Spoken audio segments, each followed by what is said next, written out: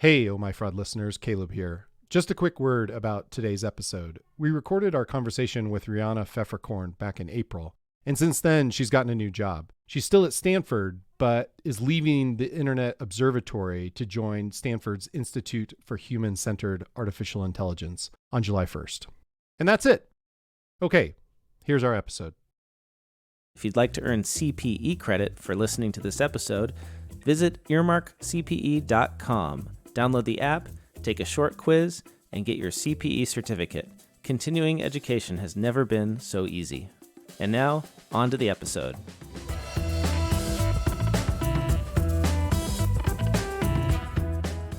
This is Oh My Fraud, a true crime podcast where our criminals hack with a computer, not with a machete. I'm Caleb Newquist. And I'm Greg Kyte. Greg Kyte. You are Caleb Newquist. You are Greg Kyte. And yes, and you are Caleb Newquist. Back again. Yeah, with a fun interview show this time. Yeah, another fun interview show. Today on the show we have Riana Pfefferkorn. She's a research scholar at the Stanford Internet Observatory, and her work focuses on cybersecurity, electronic surveillance, the Fourth Amendment, and privacy.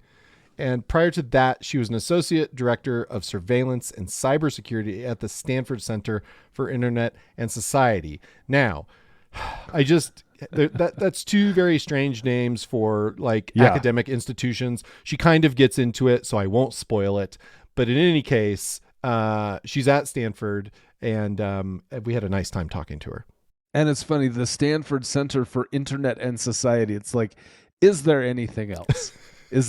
Is it just the Stanford Center for everything? I don't know. I think broadly enough, anything could fall under either the internet or society. Yeah, perhaps. Yeah, society is pretty broad. It is pretty broad. And then, the internet is super broad. And so, I mean, I guess maybe like fungi doesn't fall underneath that. The Stanford Center for everything under the sun.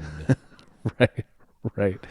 So, well, regardless, Rihanna got in touch with us after our episode on wire fraud. That's episode 44, if you're keeping score at home. She co-teaches a very popular course at Stanford called Hack Lab, Introduction to Cybersecurity, and she covers the wire fraud statute in that class. Anyway, in that episode, we briefly mentioned Jeff Skilling, the former CEO of Enron, and how he was not charged with wire fraud. Right. Rihanna informed us that Skilling did get charged with another kind of fraud, honest services fraud, and he fought it all the way to the Supreme Court. And we get into that too a little bit, so we're not going to spoil it. But needless to say, we had a fascinating conversation with Rihanna, and we got into some cybersecurity stuff, Greg, because I know you wanted to talk about some cybersecurity stuff. And she, I have to say, very impressive and very impressed with her breadth and depth of knowledge in these areas. Absolutely. All right. With all that said, here's our conversation with Riana Pfefferkorn. Riana, the way we start these things is we usually ask our guests to summarize their lives in about, 3 minutes, if that's doable. And go way back. We want all the gory details as long as you're comfortable sharing those. We want to know how your family lost all their money to cybercrime and how that gave you a personal vendetta to dedicate your life to eradicating it from the face of the earth. So really your origin story as a cybercrime superhero. Go.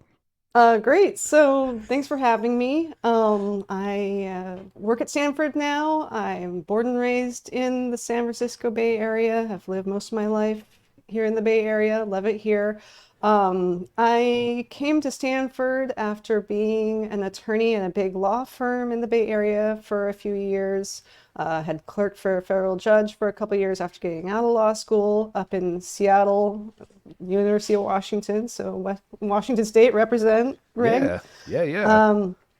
I had spent my ill-spent youth on the internet in the 90s, second half of the 90s. Caleb, I think you and I are about the same age. Yep. And I knew a lot of what we now call white hat hackers in the late 90s via the internet. And so that got me interested in cybersecurity and in digital civil liberties issues. And so after spending some time working on internet law, litigation, and counseling at my firm, I started what was supposed to be a one-year fellowship at Stanford in 2015, and I have just been there hanging on by my fingernails ever since. And I've gotten to study cybersecurity. I've gotten to work on the kinds of digital civil rights and liberties issues that I was interested in, going back to the turn of the century. And it's terrific job. Couldn't ask for a better workplace. Love working at Stanford. And I co-teach a class now. My co-instructor is a former CISO of several big companies, and he teaches the basics of cybersecurity. And then I come in and I teach all the ways that you can get arrested or be sued for violating the legal side of cybersecurity. Oh, that has to be. I mean, that sounds like you get the best part. I love seeing the fear in their eyes. Basically, it's happened several times at this point that after I give one particular lecture, somebody comes up with a worried look on his face and describes his startup, because everybody at Stanford has their startup, and describes a business model to me that is just squarely addressed by court decisions saying that's not a great idea. And they're always, this isn't a request for legal advice, and it totally is a request for legal advice. So Nice. that's not even one time. It's happened multiple times where I'm like, oh, you guys keep having the same ideas. Do those conversations start with the students saying, so Rihanna, if you're a cop, you have to tell me that you're a cop? Is that how that is? It's more like, if I give you $1, can I be your client? So Do we have training as a privilege? lawyer, no clients anymore, much happier and less stressed that way. Nice. So can I ask you a point of clarification? You work in you don't work in the law school per se, right? Remind me, where do you work in So the I university? work at the Stanford Internet Observatory. Okay. I started out at Stanford at the Center for Internet Society. The Center for Internet Society is part of the law school. Okay. And the Internet Observatory rolls up into the Cyber Policy Center, which in turn is a joint effort between the Institute for International Studies and the law school. So it's all very complicated. Most of Stanford is all of these overlays of centers that aren't necessarily tied to any given department. It's just somebody got a bunch of funding and had the ego to need a director title, is what I think is basically how most of this works. And so you just have all these different centers that may or may not be tied to anything that you might just recognize as the Department of X or Y or Z. Okay. And you do teach law students. The class that you co-teach is for law students. So the class I co-teach, we get students from all over the university, which is one of the challenges of it. So we have everybody from literal freshmen and sophomores all the way up through PhD students, law students, business school, public policy master's students. A lot of them take the class.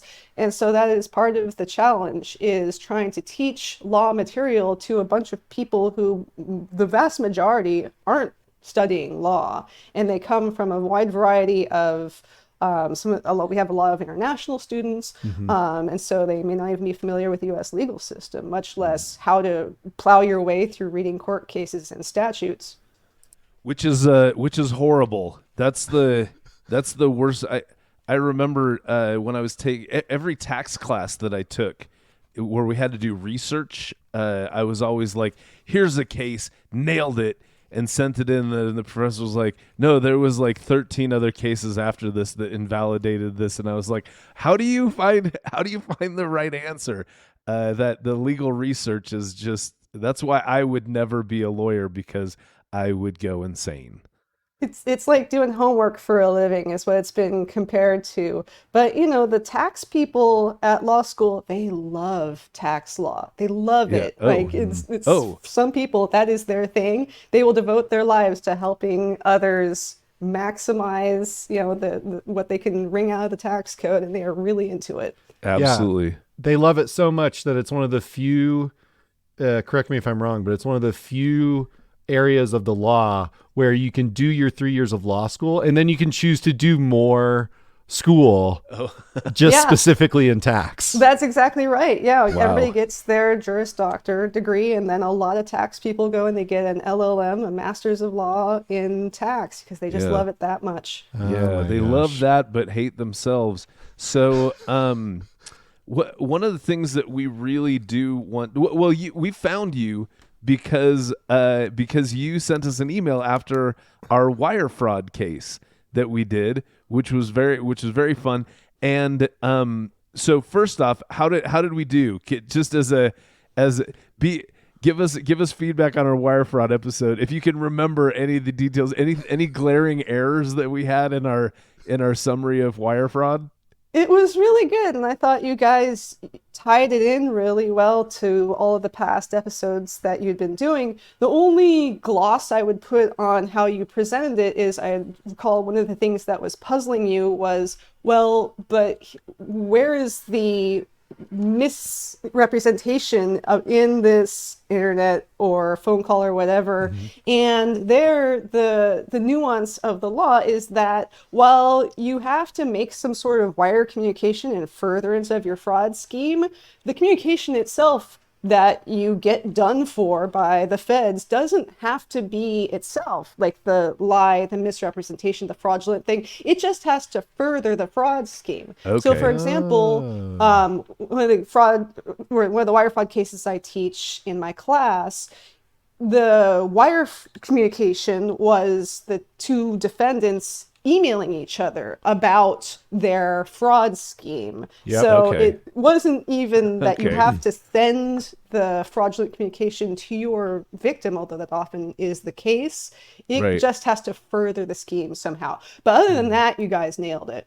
Gotcha. So all right. one Facebook Messenger message that says, "Hey bud, how you doing?" and that's the guy that you're committing a fraud with. It's like wire fraud. You're done, because that's going to further the fraud. Because if somebody's feeling good, they're going to fraud better. That's just science. That's if I were a U.S. prosecutor, that is absolutely the theory I would be taking. Well, let me ask you this. So you have this encounter, you have this regular encounter with students who have a business and they are looking for free legal advice. And I mean, do you find, like, in teaching this class, I mean, that's kind of what you want, right? You want people to get their brains kind of working in terms of, it's like, oh, this is what do you, okay, I'll rephrase. What do you want your students to learn? I think about, like, the wire fraud. Let's just start with the wire fraud statute. What do you want them to learn about that? Like, what's kind of the goal for your class? So the overall goal for the students, I mean, they take this because they want to learn about offensive cybersecurity. And so my overarching goal is, please don't get yourselves arrested with the things you are learning how to do, or maybe if you're like a CS major already, the background skills that you already have. And so we give them labs to complete each week to help them test out their new skills. And we are very express about saying, we are giving you this sandbox to play in. If you go outside of that sandbox and you start going around and playing around on your own, we can't be held responsible for what you might go out and do. And Wow. so it's not just giving them an education in how the law works. It's also, I think, maybe for some of them, the first time they may be introduced to the idea that the law exists and might apply to their preferred activities. And just trying to, keep the kids off the streets and out of trouble is a lot of it, honestly. And so it at least must be hitting home for them when I get the ones coming up to me with a worried look on their face Right. after class. What are some, I mean, give us some concrete stuff. Like, what, I guess if you were to pick maybe one or two of the biggest things that your students are either getting in trouble with or worried about getting in trouble with, what would those be? So the thing that I want them to not run afoul of is the main federal anti-hacking law that I teach, the Computer Fraud and Abuse Act, which is now kind of a workhorse for all of the ransomware and hacking, all Colonial Pipeline, various international state-sponsored hackers, etc. It doesn't have to be some super sophisticated hacker group, sponsored by the Chinese government or whatever, Right. or some Romanian hackers trying to fish you out of your credit card details. I also want to make sure for students that they have some sense of the boundaries of using their own skills for good or for ill. I remember one time, this wasn't one of my students, but our CISO talked about how there were students running crypto miners in their dorm rooms, or you read the stories of people who managed to change their own grades in, the system. Again, Oh. not my own students, but those are the kinds of things where I want them to know, like, laws exist and they will potentially be invoked against misuse or hacking into university systems. So I saw the movie War Games with Matthew Broderick. That actually is based on a true story. So the law, the Computer Fraud and Abuse Act, was inspired in part by that film. Get out of here. Are No, you that's serious? absolutely true. One part of the origin story for this law is that there was a screening of war games at the White House, and Reagan turned to his advisors afterwards and said, well, could that actually happen? And they came back to him and said, actually, it's even worse than you might think, Oh, because no. there was very poor, cybersecurity Yeah, in the early sure. days of the early 80s. Yeah. And so Congress's response was to pass the law that was originally intended to deal with sort of classic hacking, but which has since been expanded in all sorts of ways to encompass activities that may look nothing like what he was doing in war games. But yeah, so that's one of the ways that Hollywood has inspired Congress. Right. I mean, really, and they get such a bad rap for being vapid and just all about their Botox and their bad ponytails. Now, what can you give us in terms of that fraud statute that you were talking about? What are some of the is there just some? I mean, and again, I'm an idiot when it comes to this stuff. Can you dumb it down and give me some of the basic talking points for that law? Like, what are the main things I can't do under the hacking statute that you're just talking about? Well, so the hacking statute prohibits both unauthorized access to a computer system Okay. and exceeding the authorized access that you have. And so the core of that would be, if you are snooping around in somebody else's system, stealing data out of it, altering or deleting files off of it, that is kind of the core offense. We have okay. seen over time that the CFAA got kind of weaponized to try and punish departing employees who took customer lists with them, or even violations of terms of service online. And so it took a Supreme Court decision a couple of years ago, in a decision called Van Buren, to try and rein in the breadth of what had been sort of a frighteningly broad law, and say, just because you violate the terms of service of a website, for example, that's not also a federal felony. Gotcha. And so then the way your students are exposed to that, I'm sure, is that they go, okay, I've set up my startup. It's an online startup. In that, people have to create usernames and passwords, and likely that's the same username and password that they use everywhere else, and so that's how they exceed their access to these people's computer systems and data. Is that the main thing? Is that the business model where they go, if we get enough usernames and passwords, we have to be able to, I don't know, find out there's something else? Well, I'll tell you one thing that did happen at Stanford, and this did actually involve some of my students and TAs, was, like I mentioned, everybody at Stanford has their own startup. Mm-hmm. There were some students who created an app where you could anonymously make posts without having your name tied to it. Okay. This kind of app keeps getting reinvented over and over again. And so they had launched this. It was popular on college campuses, including Stanford. And so some of my students and TAs a couple years ago said, well, we want to look for vulnerabilities, flaws in this app. And they figured out that it was actually possible to go in and both see who all the people were who were like their true identities and change the postings that they were made. They disclosed what they had found to the kids who had made the app, only to get a cease and desist threat letter from lawyers that their own classmates had hired to threaten to sue them. And it took me and my co-instructor helping to introduce them to some attorneys here in the Bay Area who could represent them pro bono to get the lawyers for their own classmates to back off. And that annoyed me so much, I wrote an entire law review article, because I just despise seeing that you would prioritize trying to punish your own classmates again for responsibly looking for and reporting to you vulnerabilities in the security and privacy of your own app. Yeah. Over saying thank you, for example. Right. Thanks for the free work you did for me, pal. That's exactly right. So I want to address one thing, and then we'll get more into like your work and cybersecurity. But when you emailed us, you mentioned we talked about Jeff Skilling in that wire fraud episode, and one of the things that you brought to our attention was that, you confirmed for us, is that Jeff Skilling was not convicted of wire fraud. And Jeff Skilling, for people listening who are not familiar, Jeff Skilling was the CEO of Enron, and Enron is a very famous fraud, and Jeff Skilling went to jail for his role in that. But he was convicted of something initially called honest services fraud. And I'm wondering if you can just like tell the story of that in just a few minutes, if you can kind of cover that and what honest services fraud is. Yeah, honest services fraud is fascinating because it is a type of basically public or private corruption that the law is trying to address.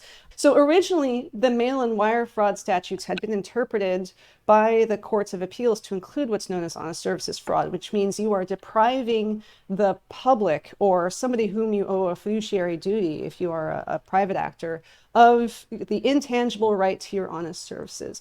In traditional fraud, there is a mirror relationship between the fraudster and the victim. If I charge you $10 for some magic beans, then you are out $10 and I am enriched by $10. With honest services fraud, it's more of a triangle. So I may be a public official, I take a bribe from somebody who knows full well that they are bribing me and giving me money to do something corrupt. And the victim there is not the person who's giving me that bribe, it's the public to whom I owe this duty to give them my honest services. Oh, okay. So in the Jeff Skilling case, he was originally charged with conspiracy to commit honest services fraud, where the idea was he had a fiduciary duty to the shareholders of Enron to render them his honest services, but he hadn't disclosed the financial situation that Enron was in. He was collecting his salary, his bonus, he sold quite a lot of stock at the inflated prices before the stock crashed. And so the government's theory was he had this undisclosed private conflict of interest, and that was depriving shareholders of his honest services. And the Supreme Court said no. Under the honest services fraud statute, which had been enacted after, in the 80s, Congress had to enact it specifically because the Supreme Court had said that traditionally mail fraud and wire fraud statutes didn't include that. Congress responded by enacting an honest services fraud specific statute. In the Skilling case, fast forward to 2010, the Supreme Court said, no, the honest services fraud statute only means bribes and kickbacks, those sorts of more traditional schemes. It doesn't include things that don't fit within those boxes. And so that part of his conviction was vacated. Of course, he still went to prison for like a dozen years on all the other counts he'd been brought up for. There's actually sort of a Stanford link later on to that Skilling case, in that after the Supreme Court narrowed the ambit of honest services fraud, you may recall the Varsity Blues scandal that happened a few years ago with all the parents paying their way for their kids to get into Stanford, among Aunt other Becky. schools. Aunt Becky. That's right. Yeah. Aunt Becky, I'm so disappointed. And the First Circuit Court of Appeals, which is the federal appellate court that covers Boston, where all of these people were prosecuted, issued a ruling in 2023 saying that honest services fraud does not include paying a bunch of money to the university that is supposedly being deprived of the honest services of its corrupt employee who is allowing students to basically have their way paid to be on the sailing team. The court said, "Look, this, you can't have a bribe and where the bribe goes to the university that is supposedly being victimized. Like, that doesn't Right. make any sense, Right, essentially." right. And so under the Skilling ruling, that part of the indictment against one of the few parents who fought back and went to trial instead of pleading out, that part had to get dropped out of that prosecution. It was too late for a lot of the parents who had already pled out 2 charges, including the honest services conspiracy charge there. But nevertheless, it's an interesting echo. One of the things that I love to teach when I'm teaching wire fraud is the long and not so proud list of people associated with the Stanford community who have gone to prison for wire fraud, including Elizabeth Holmes for Theranos, and Right, then okay. Sam Bankman-Fried, who was Yep. undergoing trial last fall as I was teaching this class. So we know from wire fraud at Stanford, I guess. Well, you know, nobody. It's really, you've got an elite alumni, and so they're gonna, if anybody's gonna do it right, including wire fraud, it's gonna be Stanford alum. And I'll just mention that you sent a meme to us with I don't remember the movie, but Merrick Garland is like, I think his face is on Marilyn Monroe's body, and it's supposed to be diamonds are a girl's best friend, but actually wire fraud is a prosecutor's best friend. Like that's a very law, it feels like a very law school meme, but it's still a very appropriate meme. Thanks. Yeah, I wrote a whole take on the Elizabeth Holmes case, that wire fraud is a girl's best friend, which I will not sing for you here, but nevertheless, I've burned that image of Merrick Garland's face on Marilyn Monroe's body into dozens of people's eyeballs at this point. Well done. Nice. Well done. Nice.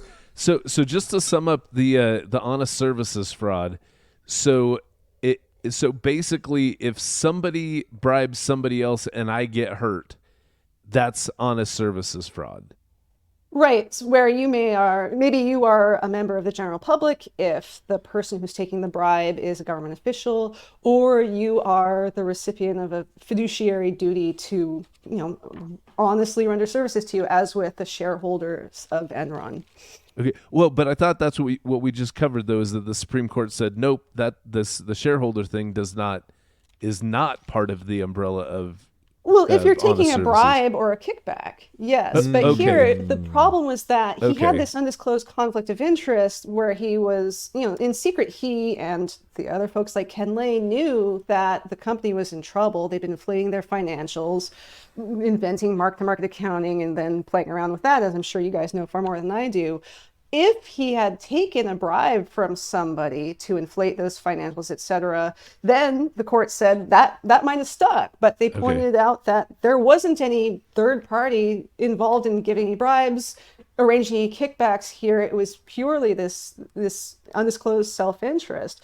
And that decision has since been criticized by commentators for helping, along with other Supreme Court decisions, pave the way for a state of affairs in U.S. law where undisclosed conflicts of interest are kind of business as usual, whereas we still have a fairly robust set of laws that applies to foreign corruption, so bribing officials in other countries. But we've seen a much narrower sense from this Supreme Court of what domestic corruption looks like, and especially with regards to private actions. Yeah, Greg, we talk about this on the show a lot, where it's a very fine line between two people acting in the ordinary course of business and bribery, right? Like, so if I took you to the Nuggets Lakers game last night, and we're in business together, that's perfectly fine. And those are probably relatively expensive tickets. And people are like, hey, that's great. That's people doing business together. Wait, but are you talking courtside? Yeah, courtside. Do I you get bet. popcorn? You bet you do. Still not a bribe. Still not a bribe. Unbelievable. But if we go out to the Ball Arena parking lot and I hand you a suitcase filled with cash so that I win your business. Right. And it's the same amount of cash as those courtside seats and the popcorn would have been. Yeah. Right. Rihanna, I'm in the ballpark, right? Like this is the kind of the awkward dance that we do in The American corruption is its own kind of flavor of nuance. Yeah, and this was what the Supreme Court was concerned with in the Skilling case, was there is a fundamental entitlement to due process in criminal court here, and there had been concerns based on how broadly the federal government had been charging honest services fraud. Was, okay, well, if I work for the local government and I take off work for the afternoon to go to the ball game instead of doing my job, like, is that honest services fraud, right? Right. The idea is that everybody has to be on notice of what the law does and does not forbid, so that you can conduct yourself accordingly. And likewise, that law enforcement, those charged with enforcing the laws, have to know what the scope is, so that you aren't going to be subject to really random or selective enforcement of the laws. And so the Supreme Court said, look, like, this doesn't, people would not have been on notice that this is within the scope of honest services fraud. And likewise with the Varsity Blues case, the First Circuit Court of Appeals said there would be no reason for these parents to think that giving a quote unquote donation to the 5 different universities, whatever it was there, so that some employee would sneak their kid onto a sports team. Why would you be on notice that that was honest services fraud? And so that was one of the reasons for striking down that part of the indictment there. Wow. So, you know, I think there's a lot to critique about the trends in U.S. law, but I think you guys are right on in saying everybody wants to know where the line gets crossed, and the law says there should be a relatively bright line, so that we aren't all living with this uncertainty of whether something you do is going to end up getting you put behind bars. Right. And it comes down really to just a question of fairness, right? Like, because in one situation, somebody might get charged with the crime. In another situation, they might not get charged with the crime. Exactly. We want the law to treat everybody equally. That's still an aspirational dream, I think, especially for something like Varsity Blues, where it must be some of the most unsympathetic defendants. I was just going to say, especially celebrities. We want to make sure our celebrities are being treated fairly in the court of law. And Enron CEO, And right? Enron CEO. Right. Absolutely. Absolutely. For sure. So with honest services, because that does seem then like it's really just, it's a pile-on charge, because you basically already have to have proven corruption to be able to show to be able to be exposed to an honest services charge. Is that correct, Riana? Well, it's certainly one of a number of laws that federal prosecutors can use to bulk up an indictment. And that was also the case with Jeff Skilling, like we talked about. Even after getting rid of that particular theory, he got done for multiple counts of lying to auditors, for securities fraud, etc. It wasn't that it was the make or break in terms of letting him be a free man. But yeah, with any of these, and with wire fraud in particular, and remember, honest services fraud is kind of a variety of wire mail fraud usually. Wire fraud is a great thing for prosecutors to bring as kind of the workhorse of a lot of federal prosecutions, because, as you guys discussed on the wire fraud episode, it can carry penalties of up to 20 years in prison. So it can add a lot more heft to an indictment, and that can help obtain a plea deal. It can help get somebody to roll over and cooperate with the government. There's a lot of ways that the more tools that are available to the government, the more they can try and get their way, to be quite honest.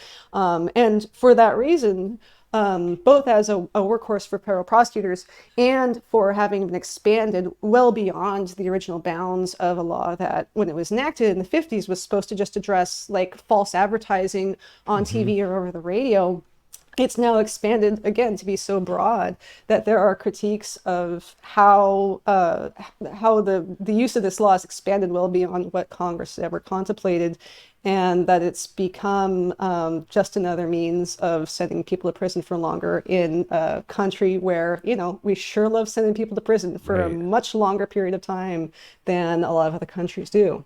Right. Yeah. And I mean, this is kind of irrelevant, but it's kind of happening, and Zach can probably cut all this out because it's going to get slightly political. But like in the case of the January 6th insurrectionists, they are being charged with obstruction of an official proceeding under the Sarbanes-Oxley Act. Oh, And keep me honest, Rihanna, but like that's part of the statute that they're using to charge those folks. And some people have been convicted, and there was a court just heard there was a case just heard before the Supreme Court challenging that premise, because the idea was, well, Sarbanes-Oxley was enacted because there was a big, hairy accounting fraud known as Enron and WorldCom and everything else. And it was mostly, the idea was that it was aimed at executives that were carrying out these accounting frauds. But in this case, they're using it for an attempted coup. So it's just a very interesting, it's a novel use of the law. And I guess what the court's going to sort out is like whether or not they can do that. Right. So I don't know a lot about Sarbanes-Oxley per se, but one of the things that wire fraud can get used for is if you have something where you're going kind of out on a limb with a much more novel application of some other charge. Yep. At least you've got wire fraud in most cases, maybe Yeah. not attacking the Capitol, as a fallback. But yeah, I mean, you're absolutely right. This is kind of the dance that you always have between, this is why we have checks and balances, right? Is Right. that the executive can try and push the envelope a bit with the interpretation of the laws that Congress passes, and then it can be up to the courts to say, oh, well, let's rein that in a Right. little bit. But you make the point that Matt Levine makes a lot, which is that like everything is securities fraud. That's right. Yes. Apparently, even attacking the Capitol can be a Sarbanes-Oxley Yeah. violation. Right. right. You'd think that Right. we have other laws that you would hope would be adequate to Yeah. that, and this No is kidding. the right, and this Right. is with a lot of these Right. prosecutions where maybe one theory gets struck down, and the courts say you went too far with charging on this particular wild theory. But in so many of these cases, as we've been discussing, there's a bunch of other charges in indictment, and so it's not that we don't have the tools available usually to hold people accountable for their actions. So there may not necessarily be any need to expand the boundaries of what Sarbanes-Oxley means, expand the boundaries of what the Computer Fraud and Abuse Act means, where you see wire fraud charged in half the time with CFAA cases too. We have an awful lot of criminal laws. There's usually one that prosecutors can probably find that's fit to purpose. But that's just classic American legal system. We know Al Capone went to jail for tax fraud, not for murdering all those people. So, Greg, so maybe we can switch gears into cybersecurity a little bit, since this is like Rihanna's, that's like really her wheelhouse. So Yeah. I guess my opening question for cybersecurity is that, how do you explain cybersecurity to, say, your grandmother, or someone like, what is it that, and it seems obvious sometimes, but I guess, like, how do you try to, like, I don't know, make it accessible for people to understand like why it's important and how it works? Yeah, that's a great question. I think at this point, most people have computers and cell phones so embedded into their daily lives and have so much experience with getting spam phone calls or phishing emails or whatever, that it's relatively straightforward to tie it to people's everyday experience now, and just to say that like the way that we decided to tie every single part of our society and modern life to computers has maybe been a mistake in some ways, insofar as we didn't necessarily decide to secure all this computers super well first, and we're trying to play catch up where we have very complex systems that will then have emergent properties of there being some sort of flaw in them. Sometimes it's something really dumb. Sometimes it's stringing a bunch of different things together to create an opening that an adversarial attacker could make use of. And just trying to explain to people, here are some ways that we could try and put pressure on the people who create and deploy these systems to do a better job, to try and hold accountable the people who exploit them, and what are the things that you and I could be doing. So one of the things that I do is that I occasionally give talks in public on how to avoid online or phone scams and how to spot those things, precisely because I have an uncle who has a PhD in computer science, but who is elderly now, has dementia, fell prey to a lot of these computer support scams, phone scams. Yeah. I found so many like iTunes gift cards in his house. I've never even had the guts to actually add up how much those were all worth. Oh But it just no. goes to show that like one of the things that I impressed on my students, again, students at Stanford, they get there because they're pretty bright. Nobody's too smart to fall for scams and frauds. I think Right. that's a big lesson of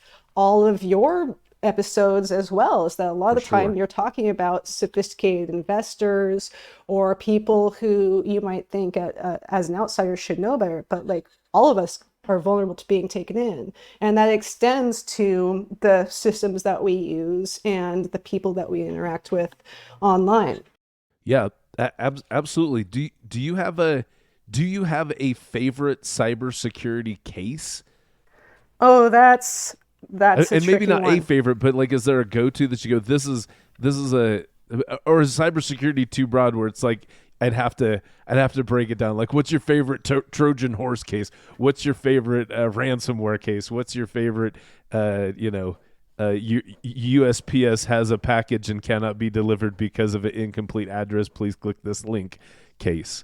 I mean, you have all of these relatively recent prosecutions of some fairly young people because they hack into the Twitter accounts of extremely famous high profile people like President Obama or Elon Musk. And all they do with it is like post some dumb tweets or some, crypto scam. And it's like, man, you could have moved markets. Think about how big you could have thought if you were really going to go just swing for the fences Yeah. in terms of doing insider trading or what have you. And instead it's sometimes maybe to our societal benefit that there may be people who only do a little prank with the level of access that they manage to hack their way into.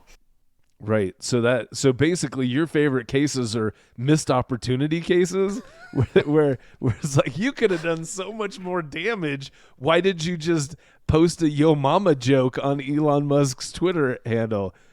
I'm not mad, I'm just disappointed, right? Oh man, potential. You you're see taking me the back to my potential. youth right there, Rihanna. Right.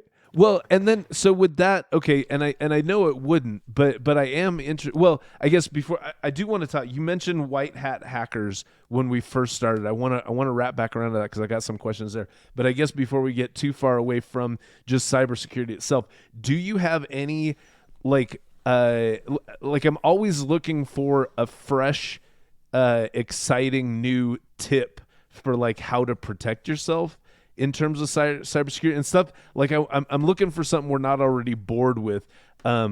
Because like make sure you have a strong password or use multi-factor authentication or something. And I'm saying we're bored with it, not saying that we're actually doing it, because that's the other thing. I'm also bored with dietary, with how to eat well. I know what to do, I just don't do it. Same with cybersecurity. I know a lot of stuff, I may not be doing it, but is there something novel, unique, something that you feel like is getting overlooked or isn't getting enough attention in the cybersecurity protection side of things?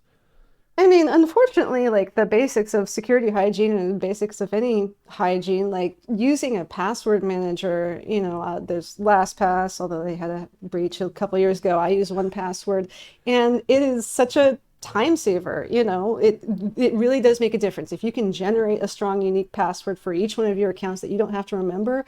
And because you can keep more than just passwords in it, like one of the things that I can blow your mind with maybe, Greg, is that if you have all the security challenge questions, like, what Yeah. was the color of your first car?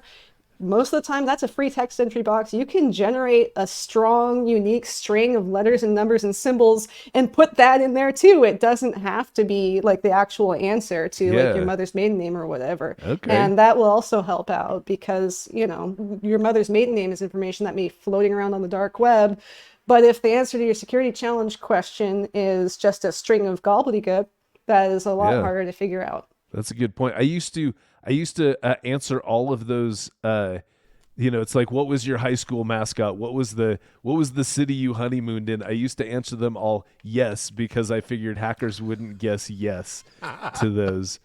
What was your favorite prog rock band? Yeah. Yeah. Oh, see, now that could. Yeah. Oh, yeah. There you See? go. Well done. Well See, played. that's why she's a professor at Stanford, not at Utah Valley University, because she can grab prog rock just at will. So a lot of what I think you study and teach and talk about, like I mean, you're one of the white hats. You're trying to help people understand it's like how to work within the confines of the law, but also how people can protect themselves. So countermeasures to fraud. And I guess what I'm wondering is, because you think about this a lot and and you're just better informed than the vast majority of people, I'm just curious, do you think the bad guys are winning? Because sometimes when you watch the news, it feels like the bad guys are winning, and that we're constantly susceptible. There's always another breach of some kind. And it in a lot of ways, I think regular people probably feel kind of hopeless. They just think there's some kind of inevitability to cybercrime. And I'm just curious if you're optimistic about the technology that is being built that protects regular people, or if you're kind of like, no, there's lots of work to do. So what your take is on that? Yeah. I think we've seen a concession from federal prosecutors who've said, like, look, we're never going to arrest and indict our way out of the problem of cyber attacks and breaches. And so we've seen a lot more interest in recent years, really throughout a lot of state and federal regulators, as well as renewed interest within the executive branch itself, in trying to force the people who make these systems to do a better job and subject them to greater liability if they do a shoddy job with regard to poor data security, with regard to data breaches, with regard to getting hacked over something that you should have patched already, years ago. One of the things that I think surprises people about software is that we don't have traditional products liability for software the way that we do for if your tire on your car blows up. And so it comes around every so often, should we be changing that to open up shoddy software to greater liability? And there's actually a part of the law I've been talking about, the Pure Fraud and Abuse Act, that expressly says you can't use this as a vehicle for suing software manufacturers for negligent design of their software. But this is a moment right now where we're seeing renewed interest in greater accountability for the makers of software and computer systems and hardware, in order to bring it more in line with more longstanding traditions of products liability. But we've seen so many different regulators that can have something to say if you do have a terrible data security regime, that if you're a publicly traded company, the SEC is going to get involved. Unless you're like a nonprofit, the Federal Trade Commission is going to get involved, because they now see privacy and data security as part of their consumer protection mission. The New York Department of Financial Services has been very active in cybersecurity regulation. And the federal government is calling for just doing a better job of basics, so that you're not just trying to punish people after the fact for poor data security, for data breaches, but insisting on doing a better job up front of building these systems, because the more secure the system is up front, the fewer gaps there are for attackers to wriggle through, because we've acknowledged, there may always be some gaps, but you don't have to make it quite so easy. And we're not going to be able to get all the Russian and Chinese and North Korean government affiliated hackers together in a courtroom to send them to prison. That's never going to happen. It's not going to happen. So right? we better be imposing some greater price for doing a bad job in the first place. One of the other ways that the federal government has done this is by using their own purchasing power, because they are, a significant purchaser of goods and services themselves. They can do things like a few years ago saying, we're going to insist on minimum data security for all Internet of Things connected devices that the federal government buys. And then that's supposed to have a trickle-down effect of saying, okay, let's make it so we don't have another botnet made up of light bulbs that for some reason have to be internet connected. Yeah. Right. So if I hear you right, we kind of need like a 21st century Ralph Nader, somebody who basically is super visible and calls attention to like this particular issue and kind of puts pressure on those organizations so that they are, as you say, so that they can be held responsible, or that they are kind of not self-regulating, but like that they build safer products. I mean, in Nader's case, he was talking about automobiles way back in the day. And nowadays we need people to really kind of hold tech companies' feet to the fire so that they build software that's more secure. I think that's certainly right. We've seen, Lena Khan has been out there in front of the FTC doing this. I don't know that we have a 21st Century Ralph Nader yet. It might just be Ralph Nader. He's still That's kicking right. around, Yep. reviewing felt pens for the New York Times or something. But I think it's also a market thing where you and I can just say, like, we can treat data security as a differentiator in terms of product selection, and instead of just leaving it to the federal government to use its own power, and use mechanisms for accountability. Like, if everything is securities fraud and it's really, shareholders who are the real victims of any data security attack, then that's also been a mechanism for trying to reform, at least for public companies, what their data security practices are. Plaintiff litigators, I think, are underrated as far as innovation goes. Like, that seems to be something that there's no shortage of creativity happening there. As a former defense side litigator, I will say that plaintiff side creativity is definitely one of the things that I won't say we appreciate exactly, but that we understand and see quite a lot of. Yes. Yeah.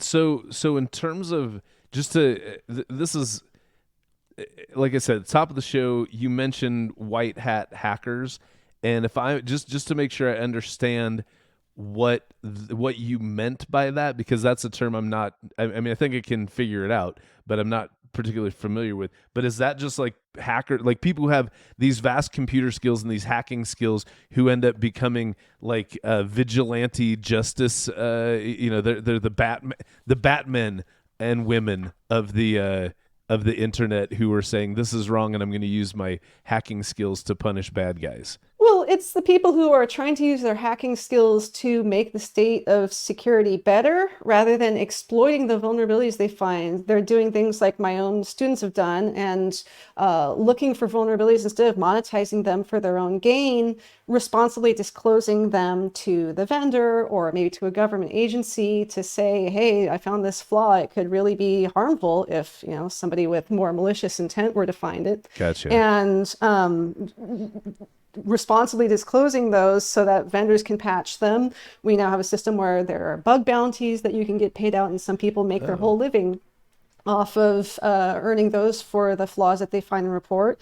And that just helps to make it harder for the malicious hackers to exploit the vulnerabilities that exist. And so one of the things that I do that I'm interested in is trying to make the world safer for the people who are trying to help, including through important steps like when the Supreme Court, like I said, reined in the scope of the Computer Fraud and Abuse Act. That was important because terms of service can often include forbidding the kinds of things that somebody who's trying to test a system for vulnerabilities in order to report them might look for. But you don't want to have the sort of system that we long had, where the people who are finding vulnerabilities would often be scared that if they reported them, that they might end up getting in trouble, getting sued, getting prosecuted. And even to this day, we see news stories, especially at the state level, where people who responsibly report vulnerabilities that they stumble across or that they find intentionally still to this day can get threatened with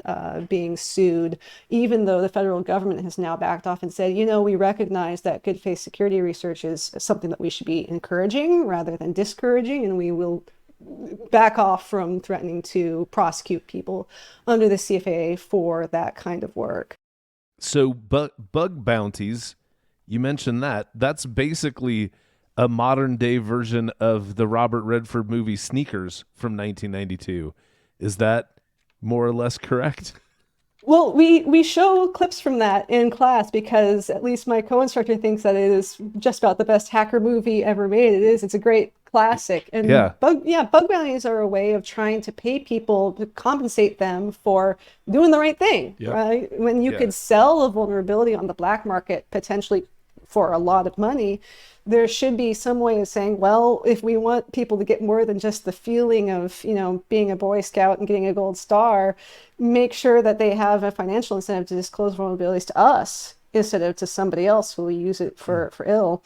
And so that's a way of not just saying, okay, not only are we not going to sue you or call the cops on you, we're also going to pay you for having told us about this. America is still America, isn't it? America is still America, and this is Yeah. the thing when we look at proposals for how to protect good faith security researchers.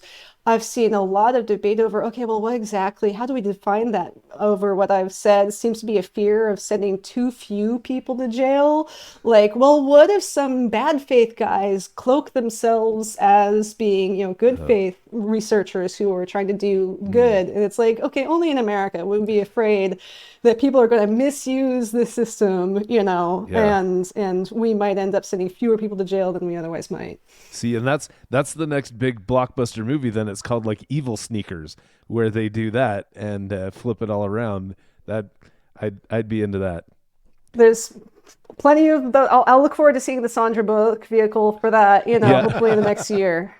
So what's next for your work? I'm curious. Like, what should we look for coming from you in terms of either your research or your writing, or what's next for you?